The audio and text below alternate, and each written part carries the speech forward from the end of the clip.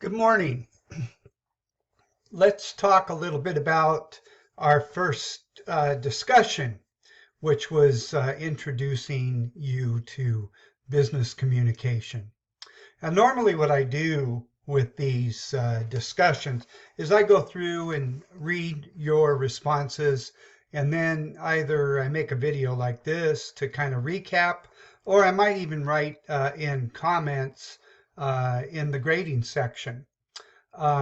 Because this class moves so fast, I've decided to do videos, recaps for these discussions. And kind of what I do is I go in, let's see if I can get this right. There we go. I go in and I look at all your comments.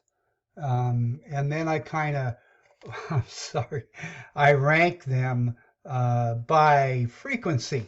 And I noticed that in this case, uh, you guys were all over the board with these comments.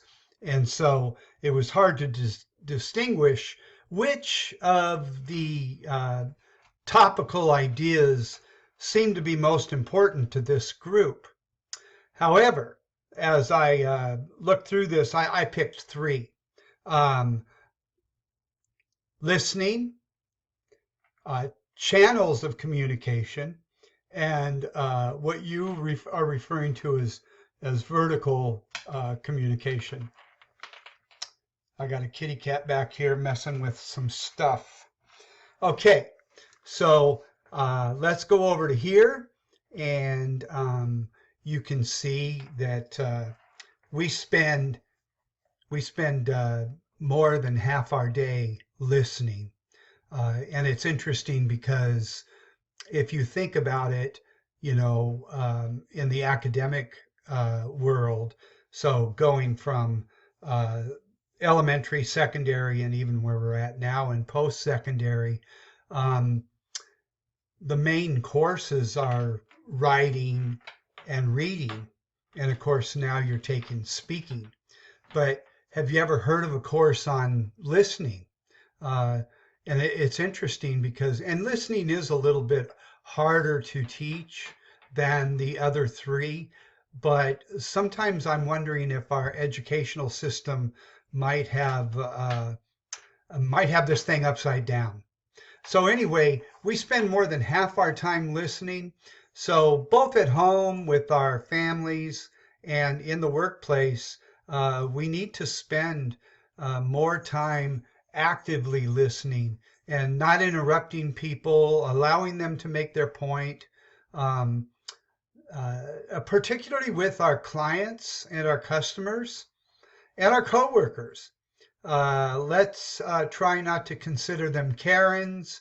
Let's not try to fight between the generations and call millennials and Gen Zers entitled, and let's avoid looking at older people with the okay boomer mental attitude, particularly at work, because what we're looking for here is results, and we won't get results. And I've noticed a lot of cases there are higher demands from baby boomers and Generation X folks. Those are people that were born before 1980, than millennials and Gen Zers. And so oftentimes one generation will think the other one's rude, and the other generation will think those other generations are lazy. And that's not necessarily the case. We have various perceptions involved. And so we're going to talk about listening more later in another chapter, but I wanted to highlight this fact to you today that over half our day is spent listening. Next is channels, the channel of communication. And you can see here, we have in-person, face-to-face conversations. we are a video conference. Now, what we're doing now is not a video conference because I'm sending this video out to you and you're going to watch it on your own time. That's called asynchronous. So you can stop it and go back if you want to get a point. Telephone conversations are synchronous. Emails are they have a rich, medium rich enrichment because there is you can put specific dates and times, and again, people can read them on their own time. Now, that's one of the problems that happens with text messages, which seem to be one of the favorites today. And text messages have delayed responses, and the person that is sending the text usually is expecting more of an immediate response. And you might be in class, you might be in a meeting with your boss or your client, and you get a text and you don't answer it right away. And somebody on the other end that sent you the text gets mad. And you just send something back that says, "K," after they've sent this very enriched message. And so they might think you're mad at them. So there's tonal and content problems with some of these channels. Blogs are static and you go back and read them at your own time. Letters and memos are really good for facts and figures and specific information, times and dates, along with formal written documents. And then, of course, the lowest form of enrichment are spreadsheets, which is something that you might get sent in an email and then take off to the side when you have a little bit of time to evaluate it. So I'm saying this. I used to say ladies, but I don't know if that's acceptable anymore in our postmodern world. So women, if you want to break up with your beau, you gotta face the music and go face to face. Don't do it over a text message. So anyway, let's move on. Channels. Pick your channel and make it equal to the context of the occasion and the situation. Okay, now there's a lot of print here. I'll send this this PowerPoint out to you too so you can read this. So I'm going to summarize it here for you. But right now I'm going to stop and I'm going to tell you that I did open many assignments. So we're open all the way through the information speech modules and discussions. I had a few people contact me and ask me if I could open more assignments than just one at a time. And from my side of things, I'm a little reluctant to do that, but I'm going to offer you your choice and let you work ahead. I caution you on working ahead on the speeches because there are many criteria involved with those speeches, and I don't like to jam that in all in one video. And so you might want to hold off making your speech, creating your video until the due date. Now, let's take a look. What you guys were talking about was vertical and horizontal communication. Now, when you're in the workplace, there are different what they call departments, or sometimes they call them divisions, which are strange words if you want cohesiveness at an organization, because you're already dividing up the company into competing entities.